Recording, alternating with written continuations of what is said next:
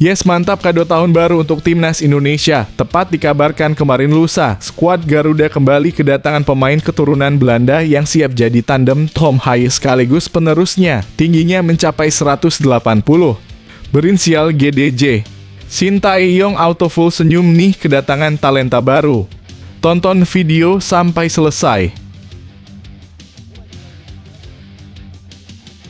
Nih terbukti akhirnya sudah resmi diumumkan, turnamen AFF abal-abal mafia bola jelas terbongkar kebusukannya. Wasit final Vietnam lawan Thailand diputuskan dipimpin oleh wasit asal Qatar. Negara konyol gak tahu malu selalu main curang. FIFA dan PSSI langsung ambil keputusan investigasi 8 negara Asia Tenggara termasuk Indonesia kompak putuskan keluar dari AFF. Laga final diboikot, televisi ogah menyiarkan laga, jadi harapanku. Di sisi lain ini kronologinya sebenarnya di final. Simak sampai tuntas. Mantap, ini baru super duper top Marco Top, tepat kemarin sore diumumkan. Pratama Arhan resmi keluar dari klub abal-abal Korea Suwon FC yang manfaatin cuma untuk marketing. Erick Thohir langsung bantu dia demi Timnas Indonesia untuk gabung ke klub Brisbane Roar Australia bersama Rafael Struijk. Sekaligus memata-matai Australia yang akan jadi lawan Timnas Indonesia Maret mendatang. Jadi harapanku. Di sisi lain ini fakta bahagianya soal Arhan. Begini penjelasannya. Memang rezekinya Timnas Indonesia lolos ke Piala Dunia 2026. Rezeki nomplok anak soleh gak kemana. Aturan FIFA jelas untungkan Timnas Indonesia. Hasil imbang Timnas Arab Saudi versus Cina bantu Timnas Indonesia melonjak ke posisi runner-up grup C kualifikasi Piala Dunia 2026. Kok bisa? Simak beritanya sampai tuntas. Timnas Indonesia putuskan gabung turnamen di EAFF. Hasil drawing 1 grup Cina, Korea Selatan, Mariana Utara, Hong Kong. AFF langsung menangis kejang melihat Indonesia berlaga di turnamen yang bersih dari kecurangan. Dan mafia sepak bola jadi mimpiku sekarang. Di sisi lain ini plus minus Indonesia ke EAFF, ikuti Australia yang gak sudi main di AFF. Berikut penjelasan lengkapnya. Lagi-lagi jelang lawan Australia, Timnas Indonesia kebanjiran pemain yang ingin dinaturalisasi. Kali ini terang-terangan sampai menulis tubuhnya dengan bahasa Indonesia. Sosok tersebut berinisial TG. Wah, makin kuat dan gila ini. Australia jelas makin tambah kejang menderita. Towel langsung mencurut mukanya. Langsung salaman sama Pak Erick kah? Begini ulasan selengkapnya. Komite Disiplin FIFA adakan rapat dan meeting khusus. Karena adanya hubungan baik dengan PSSI, akhirnya putuskan cabut akumulasi kartu Ragnar Oratmangoen ketika laga melawan Arab Saudi. Sekaligus memutuskan Ragnar bisa tampil bersama Timnas Indonesia melawan Australia. Duet dengan Ole Romani jadi harapanku. Di sisi lain ini kabar terbaru soal Ragnar. Begini penjelasan lengkapnya. Piala Teluk 2025 Arab Saudi terpuruk, Timnas Indonesia tersenyum. Herve Renard akui salah satu kesalahan fatal ini. Dalam kejutan besar Piala Teluk, Arab Saudi gagal total memberi Timnas Indonesia peluang emas. Namun pelatih Herve Renard tak terima begitu saja dan mengungkapkan satu kesalahan fatal yang merugikan timnya. Apa yang sebenarnya terjadi? Simak fakta bahagianya di sini dan aku jamin kalian akan sangat bahagia mendengarnya. Yes, tepat diumumkan hari ini juga. Kevin Dix siap bergabung dengan raksasa Turki, Trabzonspor. Pelatih setuju dan ini alasan dibalik keputusan besar ini. Bek andalan Timnas Indonesia, Kevin Dix, dikabarkan akan segera bergabung dengan klub raksasa Turki, Trabzonspor. Pelatih Timnas pun memberikan persetujuannya, tetapi ada alasan mendalam mengapa transfer ini sangat penting. Bagaimana dampaknya bagi karier Kevin dan Timnas Indonesia? Saksikan semuanya hanya di sini. Here we go. Kapten Timnas Indonesia J. Idzas dilirik klub Scudetto 7 kali. Akankah Juventus, AC Milan, Bologna atau AS Roma menjadi pilihan? Kabar besar datang dari J. Idzas, Kapten Timnas Indonesia yang kini tengah dilirik oleh beberapa klub Italia peraih Scudetto 7 kali. Apakah Juventus, AC Milan, Bologna atau AS Roma yang akan meminangnya? Temukan detail menariknya di sini. Waspadai ancaman baru. CEO orang bule di Malaysia siap bawa perubahan besar. Timnas Indonesia harus bersiap.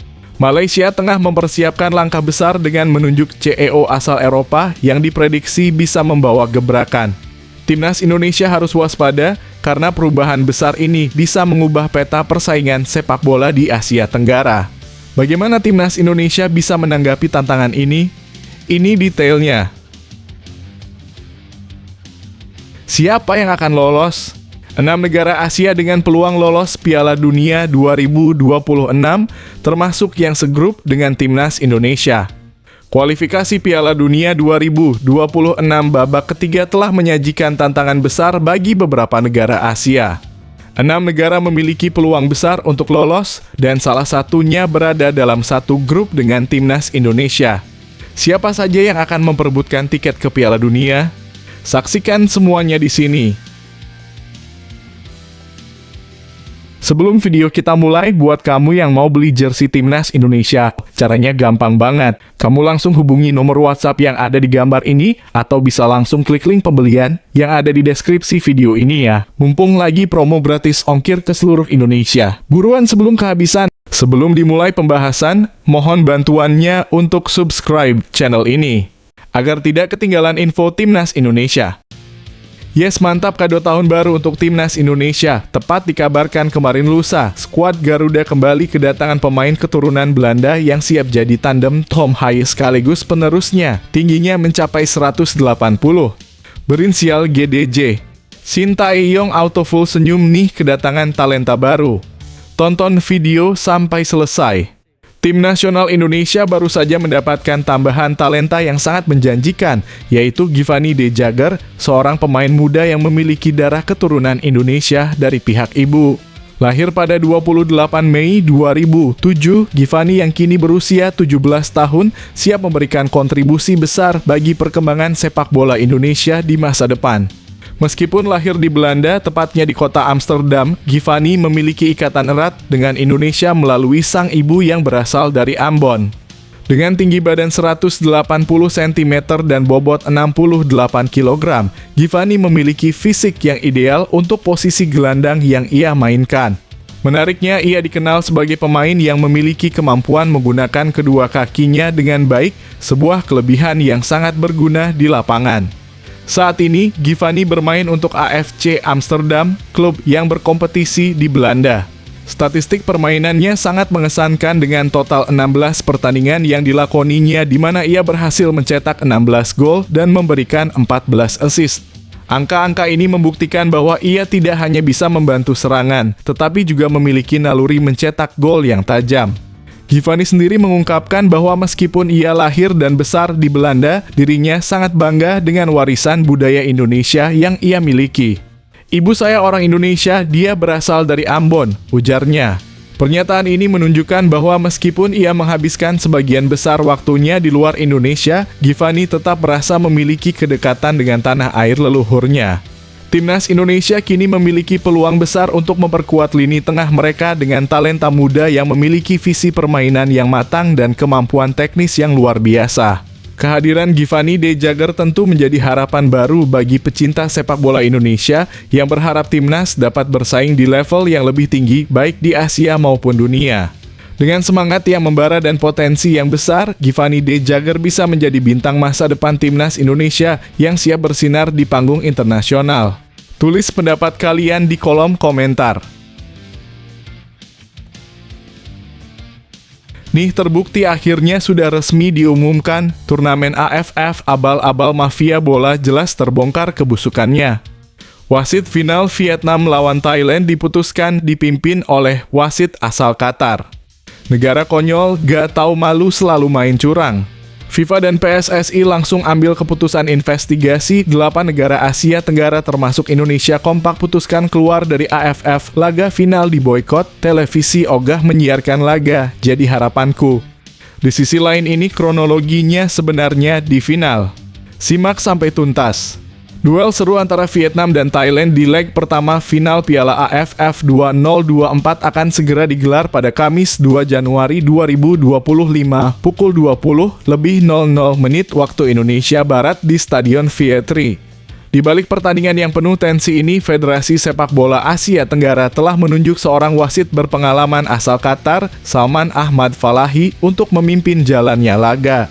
Salman Ahmad Falahi, wasit berusia 34 tahun asal Qatar, dikenal luas berkat pengalamannya yang sangat kaya di level Asia. Berdasarkan laporan Bongda 24, ia telah memimpin berbagai pertandingan bergengsi seperti AFC Champions League, AFC Champions League Elite, dan Qatar Stars League. Tak hanya itu, Salman juga memiliki pengalaman di Liga Serbia dan telah memimpin berbagai laga internasional, termasuk kualifikasi Piala Dunia Zona Asia, kualifikasi Piala Asia U23, Piala Asia U23, Piala Asia, hingga Piala Dunia U20. Bahkan, ia sudah tak asing dengan sepak bola Asia Tenggara, mengingat ia pernah menjadi wasit di ajang SEA Games. Meski memiliki segudang pengalaman, keputusan AFF menunjuk wasit asal Qatar ini memicu beragam komentar dari para penggemar sepak bola, terutama terkait dengan rekam jejak beberapa wasit asal Qatar yang pernah menuai kontroversi. Banyak yang mempertanyakan apakah keputusan ini benar-benar tepat, mengingat sepak bola Asia Tenggara memang seringkali memiliki dinamika yang penuh kejutan. Nah, bagaimana menurut kamu? Apakah keputusan AFF ini sudah tepat atau justru menjadi kontroversi yang merugikan integritas turnamen? Berikan pendapatmu di kolom komentar. Mantap, ini baru super duper top Marco Top, tepat kemarin sore diumumkan. Pratama Arhan resmi keluar dari klub abal-abal Korea Suwon FC yang manfaatin cuma untuk marketing. Erick Thohir langsung bantu dia demi timnas Indonesia untuk gabung ke klub Brisbane Roar Australia bersama Rafael Struijk, sekaligus memata-matai Australia yang akan jadi lawan timnas Indonesia Maret mendatang. Jadi harapanku. Di sisi lain ini fakta bahagianya soal Arhan. Begini penjelasannya. Pemain tim nasional dalam kurung Timnas Indonesia Pratama Arhan resmi berpisah dengan klub Korea Selatan Suwon FC. Kabar ini diumumkan langsung oleh pihak klub melalui akun media sosial resmi mereka @suwonfc. Seperti yang telah diketahui, perjalanan Arhan di Suwon FC memang tidak berjalan mulus, terutama karena minimnya menit bermain. Bahkan mantan pemain FC Tokyo ini hanya turun di 2 pertandingan dengan total durasi bermain selama 4 menit. Hal ini kemungkinan menjadi alasan utama mengapa kerja sama antara kedua pihak tidak berlanjut. Selamat Nelson, Arhan dan Suta dari Suwon FC, tulis Suwon FC dalam pernyataan resmi mereka Rabu dalam kurung 1 Januari 2025. Klub tidak akan melupakan dedikasi para pemain di dalam dan luar lapangan. Terima kasih, lanjut klub tersebut. Sebelumnya, mertua Pratama Arhan, Andre Rosiade, sudah memberikan sinyal bahwa sang pemain tidak akan memperpanjang kontraknya dengan Suwon FC meskipun ada tawaran untuk perpanjangan.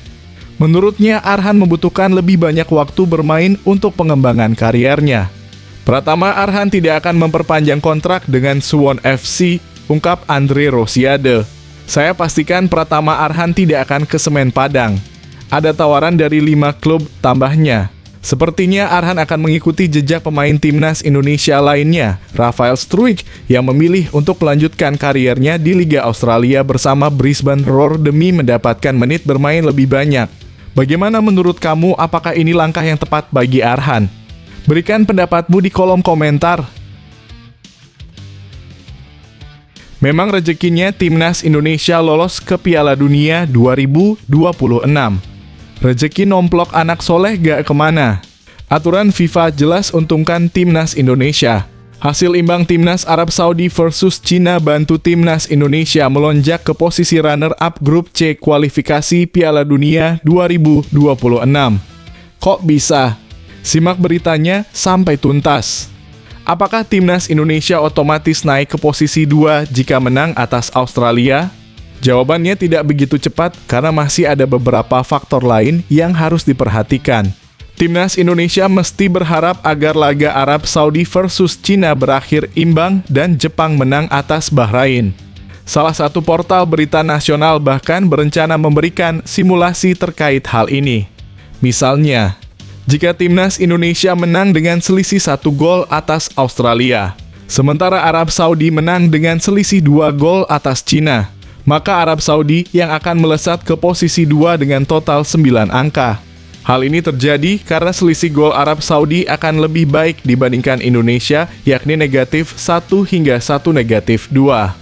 Saat ini selisih gol kedua tim sama-sama negatif 3, namun Indonesia unggul dalam hal produktivitas gol dalam kurung, mencetak 6 gol berbanding 3 milik Arab Saudi.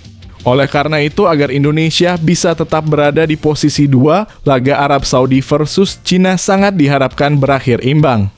Sedangkan untuk laga Jepang versus Bahrain, Jepang hampir dipastikan akan menang jika melihat kekuatan saat ini. Kemenangan Jepang juga berarti mereka akan lolos ke Piala Dunia 2026 asalkan mereka meraih kemenangan atas Bahrain pada Kamis 20 Maret 2025. Bagaimana menurutmu? Apakah Indonesia bisa mengejar posisi 2 jika semua hal ini berjalan sesuai harapan? Tulis pendapatmu di kolom komentar.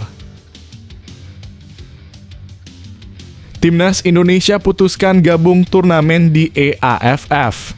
Hasil drawing 1 grup Cina, Korea Selatan, Mariana Utara, Hong Kong. AFF langsung menangis kejang melihat Indonesia berlaga di turnamen yang bersih dari kecurangan. Dan mafia sepak bola jadi mimpiku sekarang. Di sisi lain ini plus minus Indonesia ke EAFF, ikuti Australia yang gak sudi main di AFF. Berikut penjelasan lengkapnya. Jika alasan Indonesia bergabung dengan EAFF adalah untuk mendapatkan atmosfer kompetisi yang lebih berkualitas seperti yang dirasakan Australia setelah bergabung dengan Asia, maka langkah pindah federasi memang bisa dianggap tepat. Asia Timur adalah kawasan yang tidak bisa dianggap remeh dalam dunia sepak bola. Wilayah ini merupakan zona yang paling sering mengirimkan wakilnya ke putaran final Piala Dunia selain Asia Barat. 2 negara asal Asia Timur, Korea Selatan dan Jepang adalah tim yang paling sering tampil di Piala Dunia.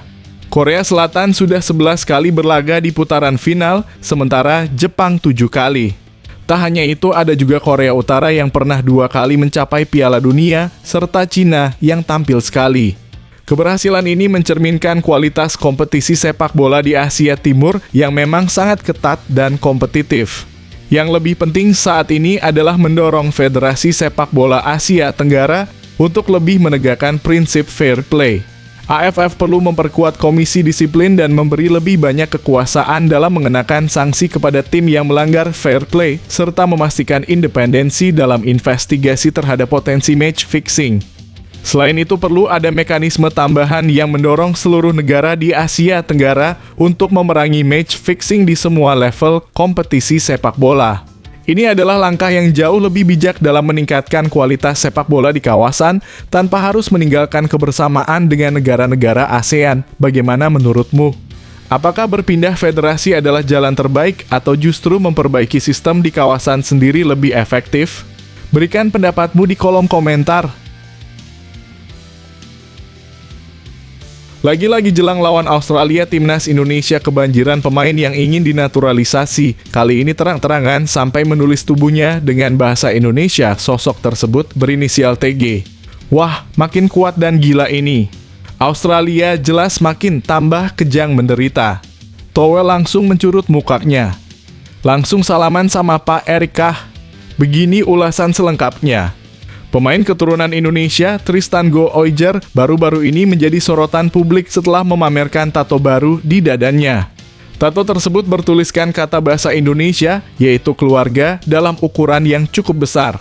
Tristan yang merupakan keturunan Maluku ini membagikan foto tato tersebut melalui akun Instagram pribadinya dan langsung mendapat perhatian warganet. Sebelumnya, Tristan juga sempat dikaitkan dengan isu RMS dalam kurung Republik Maluku Selatan, namun ia dengan tegas membantah tuduhan tersebut.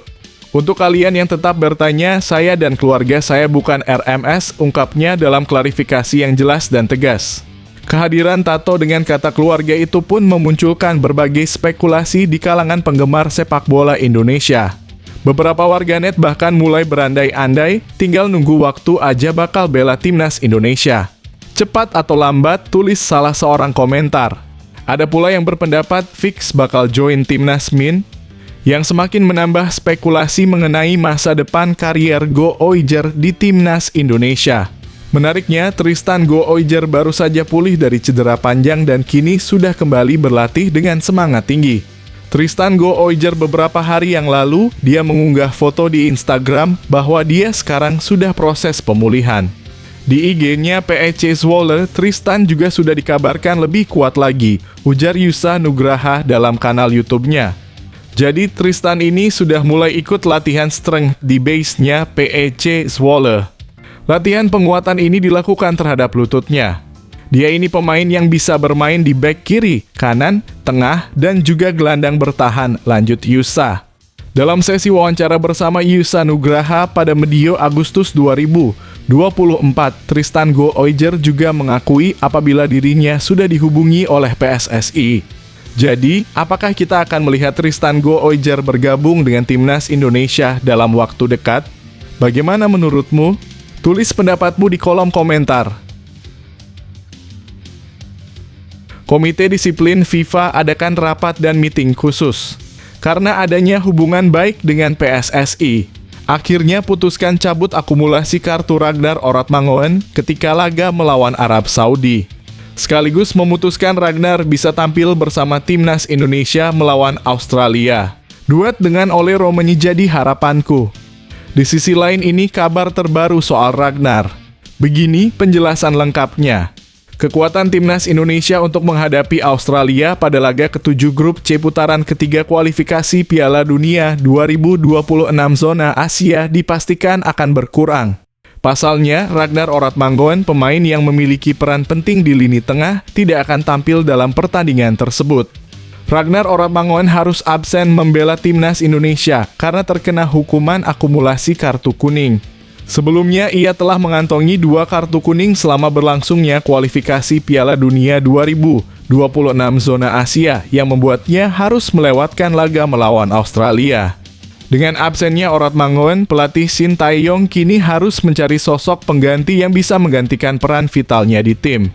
Kemungkinan besar pengganti Oratmangoen adalah Ole Romeni, penyerang FC Utrecht yang saat ini sedang menjalani proses naturalisasi untuk membela timnas Indonesia.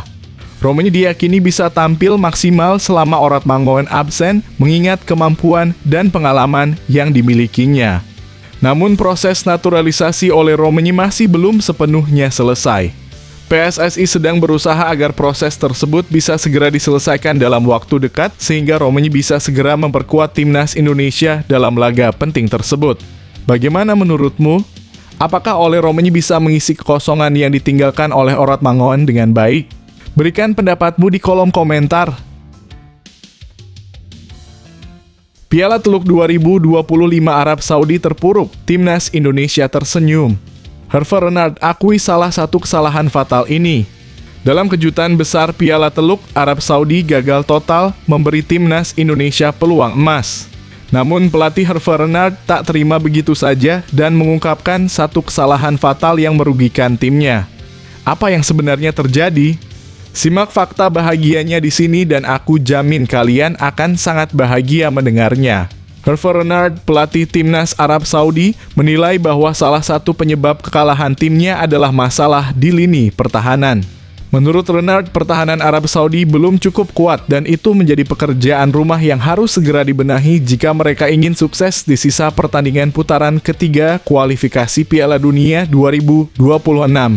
Kami harus lebih kuat di masa depan secara defensif, kata Herve Renard, seperti dilansir dari Win-Win.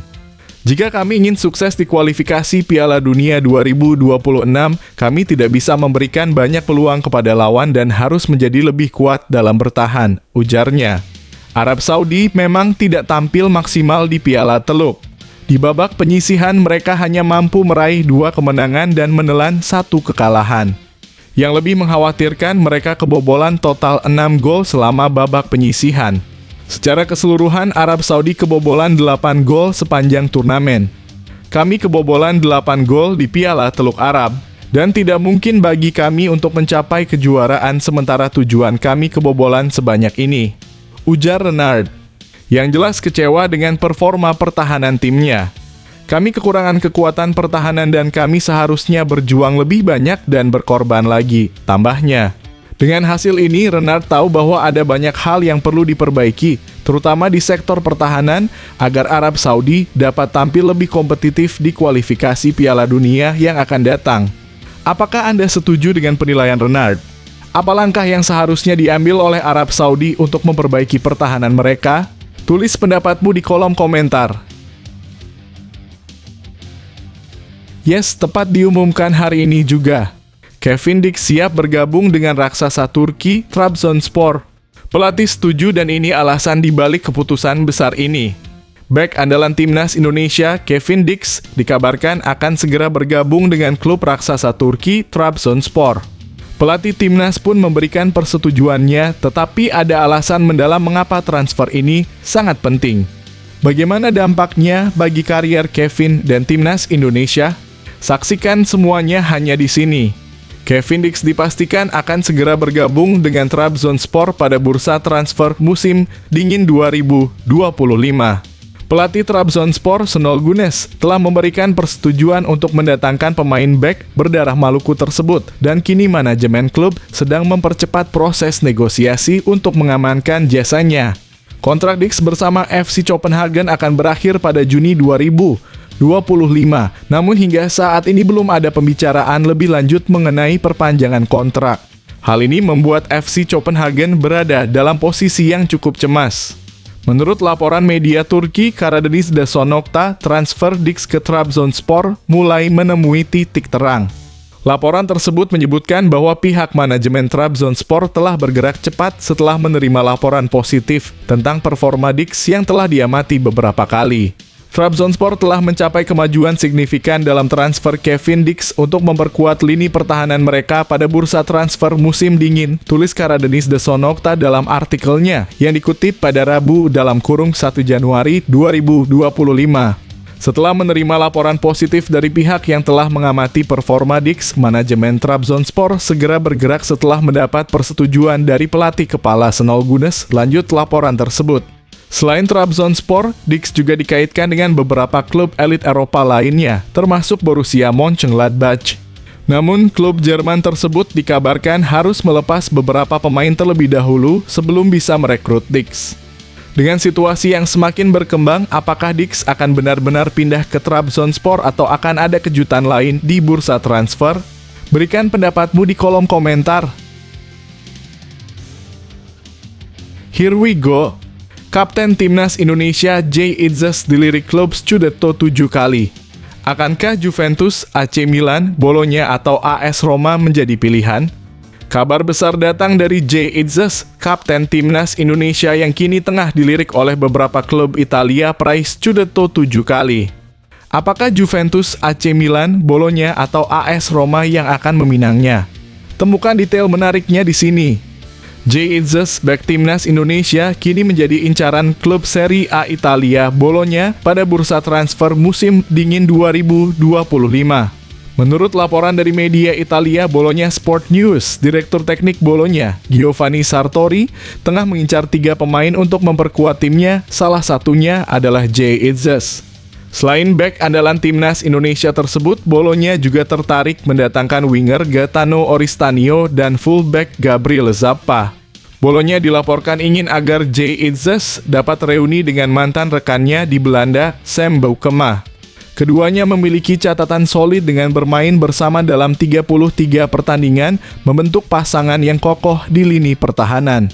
Media Italia Rizzurri-Rossoblu menyebut bahwa hubungan yang kuat antara Boukema dan Itzes menjadi faktor penting dalam upaya Bologna untuk mendatangkan pemain tersebut. Bahkan pada pertandingan antara Venezia dan Bologna beberapa waktu lalu, Boukema dan Itzes sempat bertukar jersey yang semakin memperkuat spekulasi ini. Jika Jay Itzes akhirnya bergabung dengan Bologna, ini akan menjadi lompatan besar dalam kariernya.